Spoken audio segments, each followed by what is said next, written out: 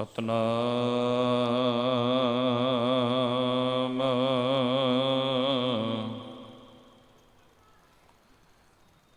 ਧੰਨ ਵਾਹਿਗੁਰੂ ਸਾਹਿਬ ਜੀਓ।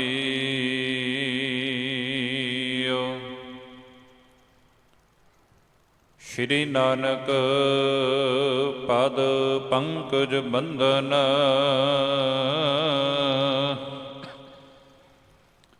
ਸਿਮਰੋ ਅੰਗਦ ਦੋਖ ਨਿਕੰਦਨ।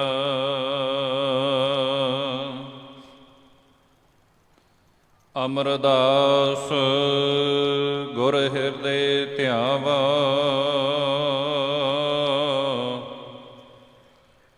ਸ਼੍ਰੀ ਗੁਰੂ ਰਾਮਦਾਸ ਗੁਣ ਗਾਵਾ। ਸ਼੍ਰੀ ਅਰਜਨ ਬਿਘਨਨ ਕੇ ਨਾਸ਼ਕ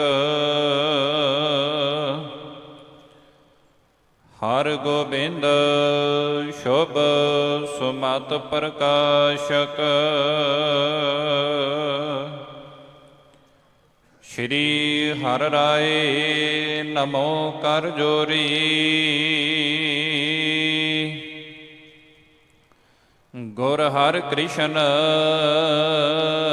ਮਨਾਏ ਬਹੋਰੀ। ਤੇਗ ਬਹਾਦਰ ਪਰਮ ਕਿਰਪਾਲਾ ਸ਼੍ਰੀ ਗੁਰੂ ਗੋਬਿੰਦ ਸਿੰਘ ਬਿਸਾਲਾ।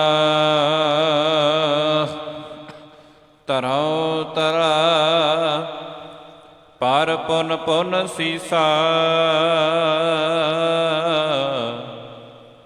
ਬੰਦਉ ਬਾਰ ਬਾਰ ਜਗਤੀਸਾ। ਗੁਰੂ ਨਾਨਕ ਪਰਸੋਤਮੰ ਪਰਮ ਪੁਰਾਵਰ ਨਾਥ ਜੁਗਲ ਚਰਨ ਮਮ ਬੰਦਨਾ। ਦਰ ਪਰ ਦਰ ਘਰ ਮਾਥ ਜੁਗਲ ਚਰਨ ਮਮ ਬੰਦਨਾ। ਦਰ ਪਰ ਦਰ ਘਰ ਮਾਥ।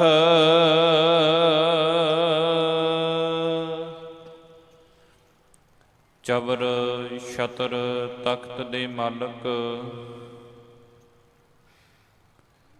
ਵਾਲੀਏ ਕੁਲ ਆਲਮ ਸ਼ਬਦ ਗੁਰੂ ਧੰਨ ਧੰਨ ਸਤਿਗੁਰੂ ਸ੍ਰੀ ਗੁਰੂ ਗ੍ਰੰਥ ਸਾਹਿਬ ਦਾਤਾਰ ਪਿਤਾ ਜੀ ਪਾਤਸ਼ਾਹ ਜੀਆਂ ਦੀ ਪਾਵਨ ਪਵਿੱਤਰ ਹਜ਼ੂਰੀ ਦੇ ਅੰਦਰ ਸੁਭਾਈਮਾਨ ਸਤਿਕਾਰਯੋਗ ਸਤ ਸੰਗੀ ਜਨੋ, ਵਡਭਾਗੇ ਹਾਂ ਪਾਤਸ਼ਾਹ ਜੀਆਂ ਦੀ ਅਪਾਰ ਰਹਿਮਤ ਬਖਸ਼ਿਸ਼ ਕਿਰਪਾ ਦੇ ਸਦਕਾ ਸਜੇ ਹੋਏ ਸੰਧਿਆ ਦੇ ਸਮੇਂ ਦੀਵਾਨਾਂ ਅੰਦਰ ਹਾਜ਼ਰੀਆਂ ਭਰਨ ਦਾ ਸੁਭਾਗ ਸਮਾਂ ਪ੍ਰਾਪਤ ਹੋਇਆ ਹੈ।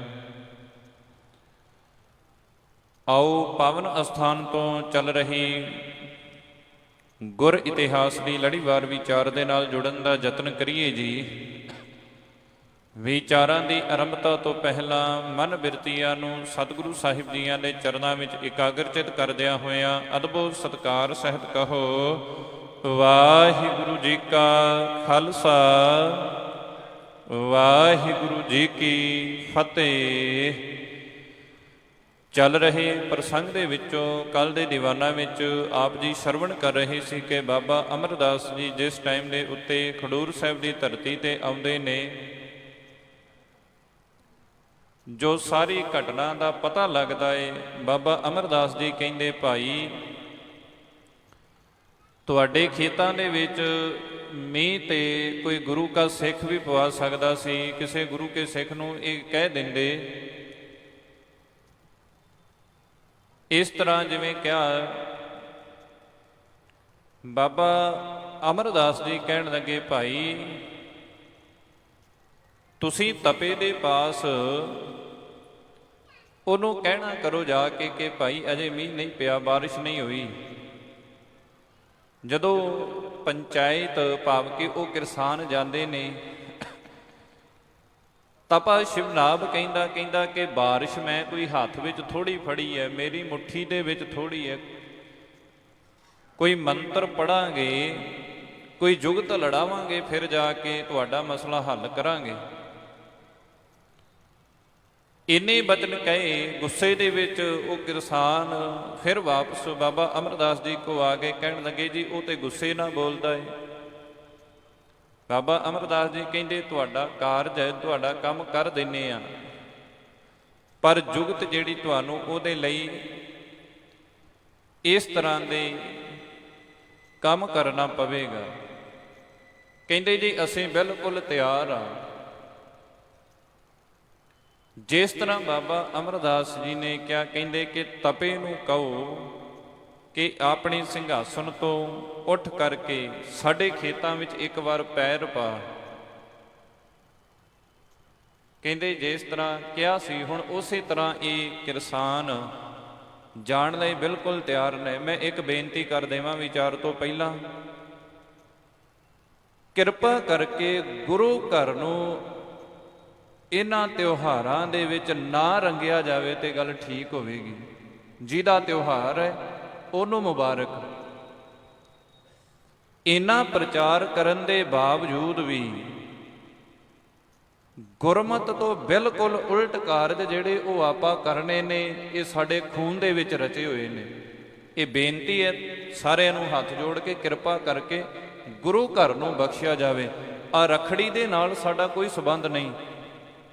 ਆ ਐਂਗਲ ਦੇ ਨਾਲ ਲਿਆ ਕੇ ਕਿਸੇ ਨੇ ਭੈਣ ਨੇ ਬੰਨੀ ਜਾਂ ਵੀਰ ਨੇ ਬੰਨੀ ਹੈ, ਇਸ ਕਰਕੇ ਇਹਦੇ ਨਾਲ ਕੋਈ ਸਾਡਾ ਸਬੰਧ ਨਹੀਂ। ਕਿਰਪਾ ਕਰਕੇ ਆ ਜਿਹੜੇ 2-3 ਦਿਨ ਇਹ ਚੱਲਣੇ ਨੇ, ਇਹ ਗੁਰੂ ਘਰ ਨੂੰ ਬਖਸ਼ਿਆ ਜਾਵੇ, ਭਾਵ ਕਿ ਗੁਰੂ ਘਰ ਤੋਂ ਪਰਹੇਜ਼ ਕੀਤਾ ਜਾਵੇ ਤੇ ਚੰਗੀ ਗੱਲ ਹੈ। ਕੋਈ ਵੀ, ਇਹ ਮੈਂ ਲਾਈਵ ਕਹਿ ਰਿਹਾ ਹਾਂ ਕਿਉਂਕਿ ਹਾਪੜ ਦੀ ਸੰਗਤ ਸਾਰੀ ਇਸ ਨੂੰ ਸਰਵਣ ਕਰਦੀ ਹੈ। ਸਾਰਿਆਂ ਨੂੰ ਮੈਂ ਲਾਈਵ ਬੇਨਤੀ ਕਰਾਂਗਾ, ਭਾਈ ਕਿਸੇ ਨੇ ਵੀ ਗੁਰੂ ਘਰ ਆਣ ਕੇ ਨਾ ਕਿਸੇ ਐਂਗਲ ਨੂੰ, ਨਾ ਧੰਨ ਗੁਰੂ ਗ੍ਰੰਥ ਸਾਹਿਬ ਦੇ ਪਾਵੇ ਨੂੰ ਕਿਸੇ ਨੇ ਰੱਖੜੀ ਬੰਨ੍ਹਣ ਦੀ ਕੋਈ ਵੀ ਕਿਸੇ ਨੂੰ ਜ਼ਰੂਰਤ ਨਹੀਂ ਹੈ। ਕਿਰਪਾ ਕਰਕੇ ਇਹਨਾਂ ਤੋਂ ਬਚਿਆ ਜਾਵੇ, ਬਚੋ ਆਪ, ਕਿਉਂਕਿ ਗੁਰੂ ਸਾਹਿਬ ਜੀ ਨੇ ਤੇ ਸਾਨੂੰ ਇਹਨਾਂ ਧਾਗਿਆਂ ਤਵੀਤਾਂ ਤੋਂ ਬਾਹਰ ਕੱਢਿਆ, ਫਿਰ ਵੀ ਅਸੀਂ ਇਹਨਾਂ ਵਿੱਚ ਜਕੜੇ ਪਏ। ਇਸ ਕਰਕੇ ਪਰਹੇਜ਼ ਕੀਤਾ ਜਾਵੇ। ਜਿਹਦਾ ਤਿਉਹਾਰ ਹੈ, ਜਿਨ੍ਹਾਂ ਦਾ ਤਿਉਹਾਰ ਹੈ, ਉਹ ਮੁਬਾਰਕ ਆਪਣੇ ਘਰਾਂ ਵਿੱਚ, ਆਪਣੇ ਰਿਸ਼ਤੇਦਾਰਾਂ ਵਿੱਚ ਮਨਾਉਣ। ਸੋ ਇਸ ਕਰਕੇ ਕਹਿੰਦੇ ਨੇ ਕਿ ਜਿਸ ਟਾਈਮ ਦੇ ਉੱਤੇ ਤਪੇ ਨੂੰ ਜਾ ਕੇ ਇਹ ਕਹਿਣ ਲੱਗੇ ਨੇ, ਕਵੀ ਜੀ ਅਗਲੀ ਵਿਚਾਰ ਇਸ ਤਰ੍ਹਾਂ ਬਿਆਨ ਕਰ ਰਹੇ ਨੇ, ਕਰਤ ਮੰਦਰੁਲਤਾ ਜੁਗਤ ਪਤਿਆਵਨ, ਇਮ ਕਹਿ ਬਹੁ ਬਿਦ ਕੇ ਨਿਕਸਾਵਨ। ਕਹਿੰਦੇ ਬੜੇ ਪਿਆਰ ਦੇ ਨਾਲ, ਬੜੀ ਨਿਮਰਤਾ ਦੇ ਨਾਲ, ਕੋਮਲ ਬਚਨਾਂ ਦੇ ਨਾਲ ਤਪੇ ਨੂੰ ਇਹ ਜਾ ਕੇ ਬੇਨਤੀ ਕਰਨ ਲੱਗੇ ਨੇ ਪਤਿਆਉਣ ਦੇ ਲਈ। ਇਹ ਕਹਿਣਾ ਕਰ ਰਹੇ ਨੇ, ਇਮ ਕਹਿ ਬਹੁ ਬਿਦ ਕੇ ਨਿਕਸਾਵਨ, ਕਿ ਸਾਡੇ ਨਾਲ ਤੁਸੀਂ ਚੱਲਣਾ ਕਰੋ। ਕਿਸ ਕਰਕੇ? ਵਹਿਰ ਗ੍ਰਾਮ ਤੇ ਨਿਕਸਿਓ ਜਦਾ, ਸਨਮੁਖ ਆਏ ਘਨ ਦੇਖਿਓ ਤਦਾ। ਕਹਿੰਦੇ ਨੇ ਕਿ ਇਹਨਾਂ ਨੇ ਜਾ ਕੇ ਆਖਿਆ, ਕਹਿਣ ਲੱਗੇ ਤਪਾ ਜੀ ਕਿ ਕਿਰਪਾ ਕਰਕੇ ਸਾਡੇ ਨਾਲ ਸਾਡੇ ਖੇਤਾਂ ਦੇ ਵਿੱਚ ਜਾਣਾ ਕਰੋ। ਉਹ ਕਹਿੰਦਾ ਇਵੇਂ ਕਿਵੇਂ ਹੋਵੇਗਾ? ਮਨ ਵਿੱਚ ਸੋਚਦਾ, ਕਹਿੰਦਾ ਇਹ ਲੱਗਦਾ ਹੈ ਕਿ ਆਪ ਮੇਰੀਆਂ ਗੱਲਾਂ ਤੇ ਇਹਨਾਂ ਨੂੰ ਵਿਸ਼ਵਾਸ ਨਹੀਂ ਹੈ। ਮੇਰੇ ਕਹਿਣ ਤੇ ਕਿਹੜਾ ਬਾਰਿਸ਼ ਹੋ ਸਕਦੀ ਹੈ? ਮੇਰੇ ਕਹਿਣ ਤੇ ਕਿਹੜਾ ਮੀਂਹ ਪੈ ਸਕਦਾ ਹੈ? ਹੋ ਸਕਦਾ ਮੇਰੇ ਵਿਰੁੱਧ ਕਿਸੇ ਨੇ ਇਹਨਾਂ ਨੂੰ ਭੜਕਾਇਆ ਹੋਵੇ, ਇਸ ਤਰੀਕੇ ਦੇ ਨਾਲ ਕਰੋ ਤੇ ਬਾਰਿਸ਼ ਹੋ ਜਾਵੇਗੀ। ਕਹਿੰਦੇ ਇਹਨਾਂ ਭੋਲਿਆਂ ਨੂੰ ਇਹ ਵੀ ਨਹੀਂ ਪਤਾ, ਆਪਣੇ ਵੱਲੋਂ ਇਹ ਸ਼ਿਵਨਾਥ ਜਿਹੜਾ ਇਹ ਕਹਿ ਰਿਹਾ ਕਿ ਹੋ ਸਕਦਾ ਹੈ। ਇਸ ਤਰ੍ਹਾਂ ਨਹੀਂ ਹੋ ਸਕਦਾ ਕਿ ਮੈਂ ਇਹਨਾਂ ਦੇ ਖੇਤਾਂ ਵਿੱਚ ਤੁਰਿਆ ਫਿਰਾਂਗਾ, ਮੈਂ ਇਹਨਾਂ ਦੇ ਖੇਤਾਂ ਵਿੱਚ ਜਾਵਾਂਗਾ ਤੇ ਬਾਰਿਸ਼ ਹੋ ਜਾਵੇਗੀ। ਪਰ ਬਾਬਾ ਅਮਰਦਾਸ ਜੀ, ਧੰਨ ਗੁਰੂ ਅੰਗਦ ਸਾਹਿਬ ਮਹਾਰਾਜ ਜੀਆਂ ਦੇ ਸੇਵਾ ਦੇ ਵਿੱਚ ਰਹਿਣ ਵਾਲੇ, ਜਿਨ੍ਹਾਂ ਦੇ ਬਚਨ ਕਦੇ ਖਾਲੀ ਨਹੀਂ ਜਾ ਸਕਦੇ, ਜੋ ਜੁਗਤ ਪਾਤਸ਼ਾਹ ਜੀ ਨੇ ਦੱਸੀ ਉਸੇ ਮੁਤਾਬਕ ਕਹਿੰਦੇ ਹੁਣ ਤਪੇ ਨੂੰ ਇਸ ਪਿੰਡ ਵਾਲਿਆਂ ਆਖਿਆ ਕਿ ਸਾਡੇ ਖੇਤਾਂ ਦੇ ਵਿੱਚ ਜਾਣਾ ਕਰੋ। ਪਤਾ ਲੱਗਿਓ ਸਭ ਕੀ ਮਨ ਮਾਹੀ, ਗੁਰ ਸਿੱਖ ਭੰਨਿਓ ਸੋ ਮਿਥਿਆ ਨਾਹੀ। ਹੁਣ ਜਿਸ ਟਾਈਮ ਦੇ ਉੱਤੇ ਕਹਿੰਦੇ ਤਪਾ ਆਪਣੀ ਗੱਦੀ ਨੂੰ ਛੱਡ ਕੇ, ਆਪਣੇ ਸਿੰਘਾਸਨ ਨੂੰ ਛੱਡ ਕੇ ਬਾਹਰ ਇਹਨੇ ਆਪਣੇ ਡੇਰੇ ਤੋਂ ਪੈਰ ਪਾਇਆ। ਕਹਿੰਦੇ ਨੇ ਕਿ ਉਸ ਟਾਈਮ ਦੇ ਉੱਤੇ ਬੱਦਲ ਜਿਹੜੇ ਸਨ ਉਹ ਆ ਗਏ, ਬੱਦਲ ਹੋਏ ਕਿ ਜਿਸ ਟਾਈਮ ਦੇ ਉੱਤੇ ਬਦਲ ਹੋਏ, ਕਹਿਣ ਲੱਗਾ ਫਿਰ ਕੀ ਹੋਇਆ, ਇਹਨਾਂ ਦੇ ਮਨ ਵਿੱਚ ਧੀਰਜ ਆ ਗਿਆ, ਮਨ ਵਿੱਚ ਇਹ ਪੱਕਾ ਇਰਾਦਾ ਬਣ ਗਿਆ। ਜੋ ਕਿਸਾਨ ਇਹਦੇ ਪਾਸ ਆਏ ਸਨ ਕਹਿਣ ਲੱਗੇ ਕਿ ਇਸ ਵਾਕਿਆ ਹੀ ਗੁਰੂ ਕੇ ਸੇਵਕ ਦੇ ਜਿਹੜੇ ਬਚਨ ਹਨ ਉਹ ਬਿਲਕੁਲ ਸੱਚ ਹੁੰਦੇ ਜਾਪਦੇ ਨੇ, ਕਿ ਜਿਸ ਤਰ੍ਹਾਂ ਉਹਨਾਂ ਨੇ ਬਚਨ ਕਹੇ ਸਨ, ਗੁਰ ਸਿੱਖ ਭਨਿਓ ਸੋ ਮਿਥਿਆ ਨਾਹੀਂ। ਕਹਿੰਦੇ ਜੋ ਗੁਰੂ ਕੇ ਸਿੱਖ ਨੇ ਕਿਹਾ ਸੀ, ਬਚਨ ਕੀਤੇ ਸੀ, ਮਿਥਿਆ ਕਹਿੰਦੇ ਝੂਠ ਨੂੰ, ਕਹਿੰਦੇ ਜੀ ਉਹ ਗੱਲਾਂ ਝੂਠ ਨਹੀਂ ਨੇ, ਉਹਨਾਂ ਦੇ ਤੇ ਬਚਨ ਸੱਚ ਹੁੰਦੇ ਜਾਪਦੇ ਨੇ। ਕਰਤ ਵਾਰਤਾ ਬੇਗ ਚਲੇ ਹੈ, ਪ੍ਰਤੱਖ ਸਿੱਖ ਕੋ ਬਾਕ ਭਲੇ ਹੈ।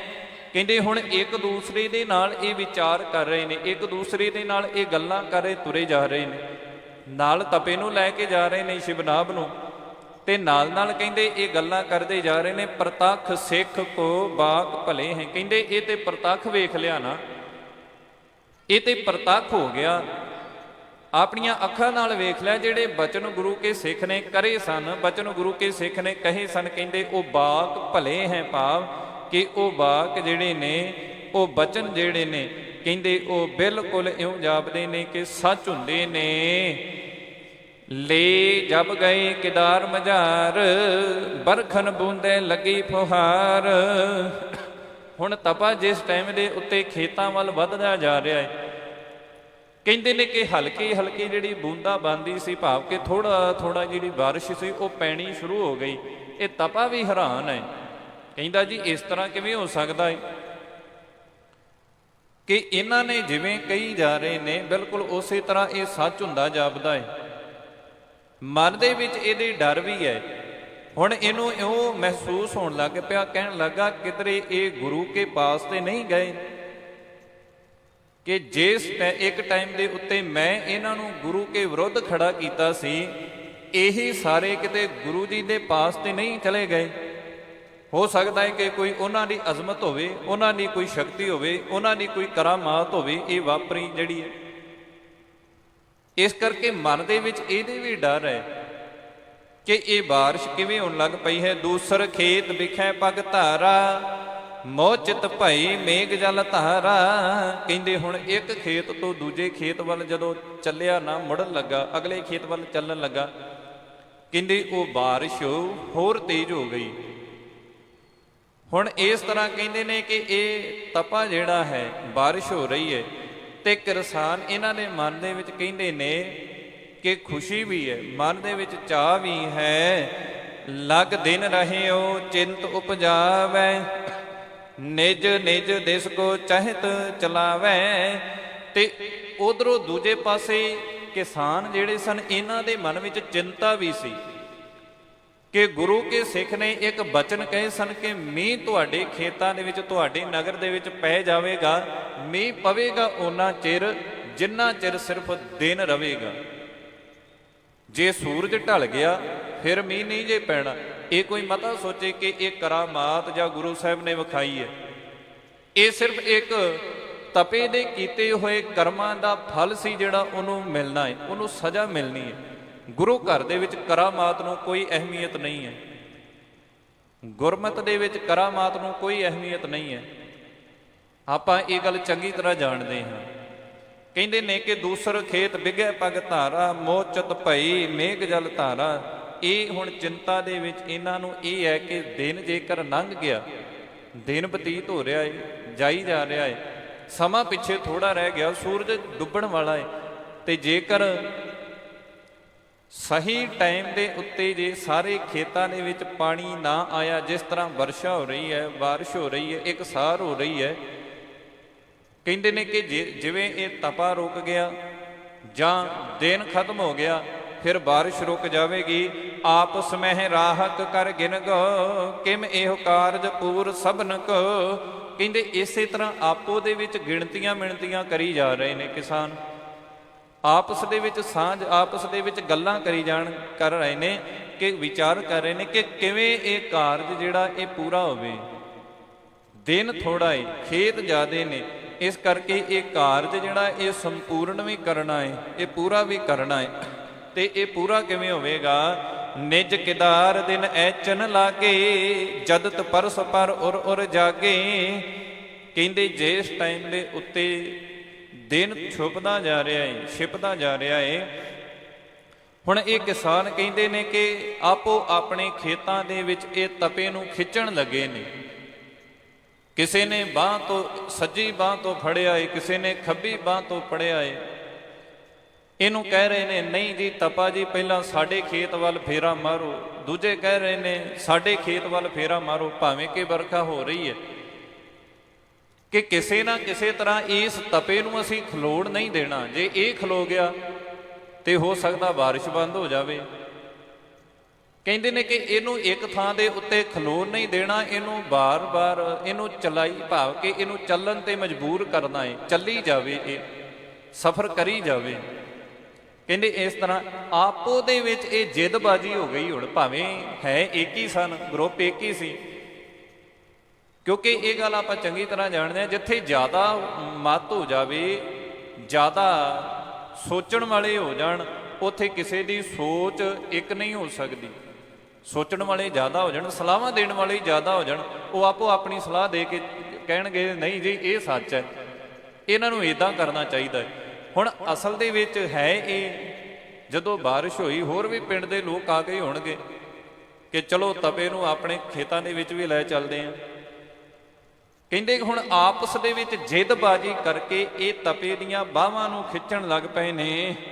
ਤਪਾ ਭਇਓ ਬਿਆਕੁਲ ਤਿਸ ਕਾਲਾ, ਝਿਰਕ ਝਿਰਕ ਕਰਤ ਨਹੀਂ ਬਿਸਾਲਾ। ਤਪਾ ਕਹਿੰਦੇ ਵਿਆਕੁਲ ਹੋ ਗਿਆ, ਭਾਵ ਇਹ ਗੁੱਸੇ ਦੇ ਵਿੱਚ ਆ ਗਿਆ, ਗੁੱਸਾ ਚੜ ਗਿਆ ਇਹਨੂੰ। ਕਹਿਣ ਲੱਗਾ ਕਮਾਲ ਹੈ, ਜਿਹੜੇ ਮੇਰੇ ਸਾਹਮਣੇ ਕਦੀ ਬੋਲਦੇ ਨਹੀਂ ਸਨ, ਮੈਂ ਆਪਣਿਆਂ ਇਸ਼ਾਰਿਆਂ ਤੇ ਇਹਨਾਂ ਨੂੰ ਨਚਾਉਣਾ ਚਾਹੁੰਦਾ ਸਾਂ, ਨੱਚਦੇ ਵੀ ਸਨ, ਗੱਲ ਨੂੰ ਮੰਨਦੇ ਵੀ ਸਨ। ਅੱਜ ਮੈਂ ਇਹਨਾਂ ਨੂੰ ਕਹਿ ਰਿਹਾ ਕਿ ਮੇਰੀ ਬਾਹ ਨੂੰ ਛੱਡਣਾ ਕਰੋ, ਕਹਿੰਦੇ ਇਹ ਬਾਹ ਹੀ ਨਹੀਂ ਛੱਡਦੇ। ਇਉਂ ਲੱਗਦਾ ਹੈ ਕਿ ਜਿਵੇਂ ਇਹਨਾਂ ਨੇ ਮੇਰੀਆਂ ਦੋਵੇਂ ਬਾਹਾਂ ਤੋੜ ਦੇਣੀਆਂ ਹੋਣ। ਕਹਿੰਦੇ ਆਪਸ ਦੇ ਵਿੱਚ ਜਦੋਂ ਇਦਾਂ ਖਿੱਚਾ ਧੋਈ ਹੋਈ ਇਹਦੀ, ਵਿਆਕੁਲ ਹੋ ਗਿਆ ਤੇ ਇਹ ਝਿੜਕ ਵੀ ਰਿਹਾ ਹੈ, ਖਿੱਚ ਖਿੱਚ ਕੇ ਉਹਨਾਂ ਨੂੰ ਪੈ ਵੀ ਰਿਹਾ। ਕਹਿੰਦਾ ਹੈ ਕਿ ਇਹ ਕੀ ਕੰਮ ਕਰ ਰਹੇ ਹੋ? ਕਹਿਓ ਤਪੇ ਕੋ ਨਹਿ ਕੇਉ ਮਨ ਹੈ, ਨਿਜ ਕਿਦਾਰ ਡਿਗ ਸਭ ਕੋ ਅੰਨ ਹੈ। ਕਹਿੰਦੇ ਪਰ ਤਪੇ ਦਾ ਕਹਿਣਾ ਕੋਈ ਵੀ ਨਹੀਂ ਮੰਨਦਾ, ਤਪੇ ਦਾ ਕਹਿਣਾ ਕੋਈ ਮੰਨ ਨਹੀਂ ਰਿਹਾ। ਕਹਿੰਦੇ ਭਾਵੇਂ ਕਿ ਇਹਨੇ ਆਖਿਆ ਹੈ ਕਿ ਇਹ ਤੁਸੀਂ ਕਿਸ ਤਰ੍ਹਾਂ ਦਾ ਕੰਮ ਕਰ ਰਹੇ ਹੋ, ਕਿਸ ਤਰ੍ਹਾਂ ਦਾ ਕਾਰਜ ਕਰ ਰਹੇ ਹੋ, ਕਹਿੰਦੇ ਮੰਨਦਾ ਕੋਈ ਨਹੀਂ ਹੈ। ਨਿਜ ਕਿਦਾਰ ਡਿਗ ਸਭ ਕੋ ਅੰਨ ਹੈ। ਕਹਿੰਦੇ ਨੇ ਕਿ ਇਹਨਾਂ ਨੂੰ ਸਾਰਿਆਂ ਨੂੰ ਤਪਾ ਨਹੀਂ ਇਸ ਵਕਤ ਪਿਆਰਾ, ਇਸ ਵਕਤ ਆਪਣੇ ਖੇਤ ਪਿਆਰੇ ਨੇ।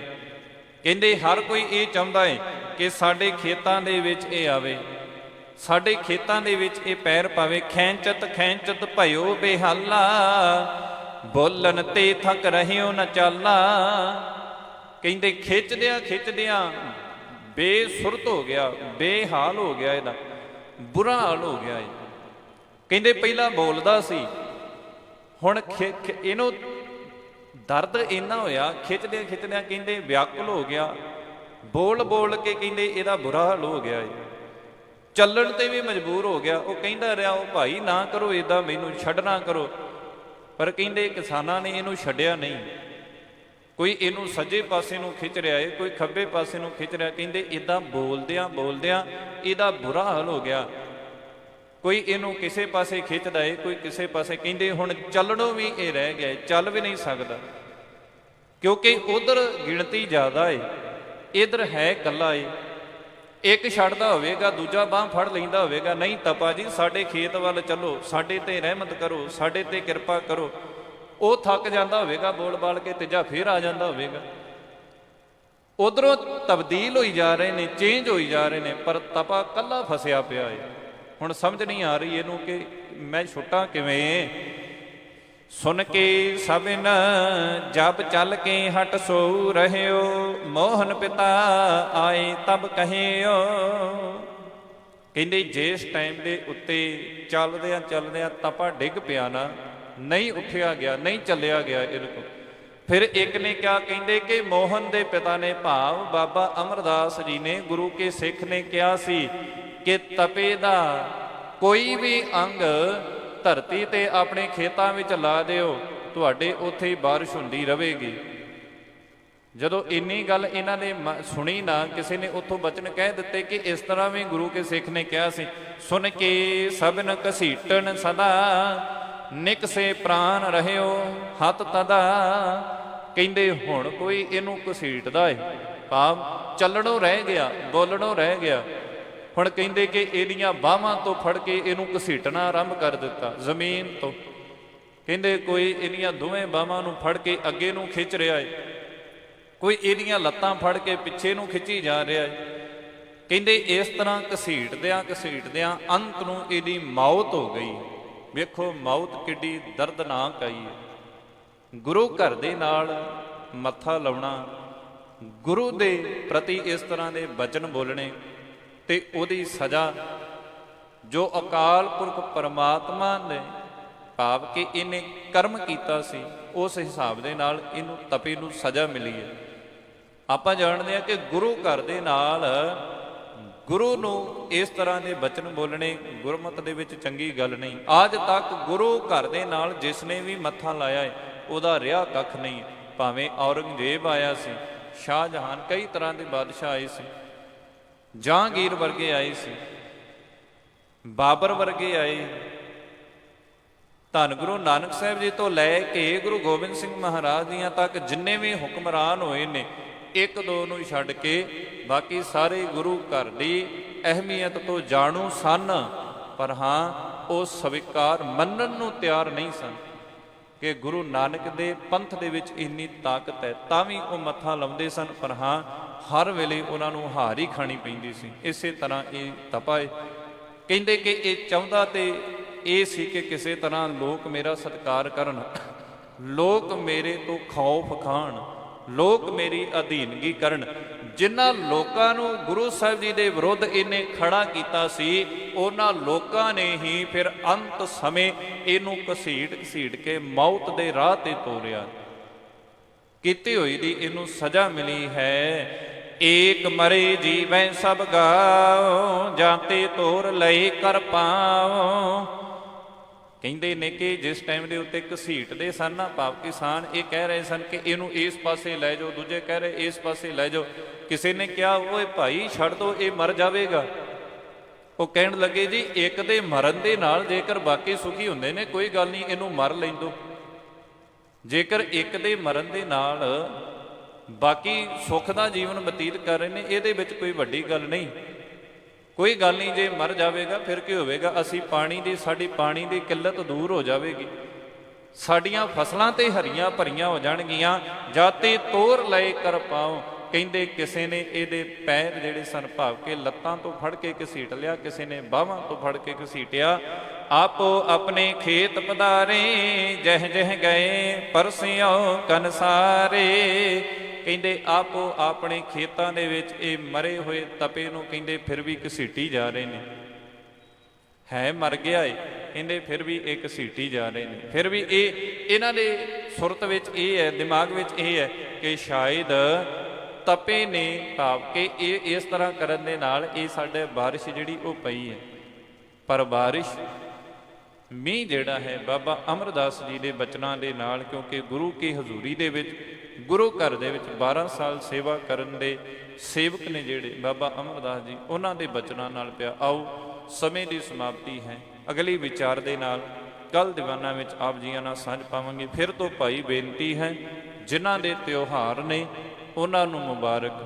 ਸਤਿਗੁਰੂ ਸੱਚੇ ਪਾਤਸ਼ਾਹ ਜੀ, ਇਹ ਨਹੀਂ ਕਿ ਇੱਕ ਦਿਨ ਜਿਹੜਾ ਹੈ ਉਹ ਭਰਾ ਭੈਣ ਦੀ ਰਾਖੀ ਲਈ ਜਾਗ ਪਵੇ। ਸਤਿਗੁਰੂ ਜੀ ਨੇ ਤੇ ਕਿਹਾ, ਊਠਤ ਸੁਖੀਆ ਬੈਠਤ ਸੁਖੀਆ, ਭਉ ਨਹੀਂ ਲਾਗੇ ਜਾਂ ਐਸੇ ਬੁਝਿਆ ਰਾਖਾ, ਏਕ ਹਮਾਰਾ ਸੁਆਮੀ ਸਗਲ ਕਟਾਂਕਾ ਅੰਤਰਜਾਮੀ। ਹਜ਼ੂਰ ਜੀ ਕਹਿੰਦੇ ਉਹ ਰਾਖਾ ਤੇ ਸਾਡਾ ਪ੍ਰਮਾਤਮਾ ਹੈ, ਕੋਈ ਇਨਸਾਨ ਕਿਸੇ ਦਾ ਰਾਖਾ ਨਹੀਂ ਹੈ, ਸਾਹਾਂ ਦਾ ਰਾਖਾ ਪ੍ਰਮਾਤਮਾ। ਇਸ ਕਰਕੇ ਇਹਨਾਂ ਵਹਿਮਾਂ ਭਰਮਾਂ ਤੋਂ ਬਚੀਏ। ਜਿਨ੍ਹਾਂ ਦੇ ਤਿਉਹਾਰ ਉਹਨਾਂ ਨੂੰ ਮੁਬਾਰਕ। ਸਾਡਾ ਰੱਖੜੀ ਦੇ ਨਾਲ ਕੋਈ ਸੰਬੰਧ ਨਹੀਂ ਜੀ। ਸਤਿਗੁਰੂ ਜੀ ਰਹਿਮਤ ਕਰਨ, ਸਭਨਾਂ ਦੇ ਸਿਰ ਉੱਤੇ ਮਿਹਰ ਭਰਿਆ ਹੱਥ ਰੱਖਣ।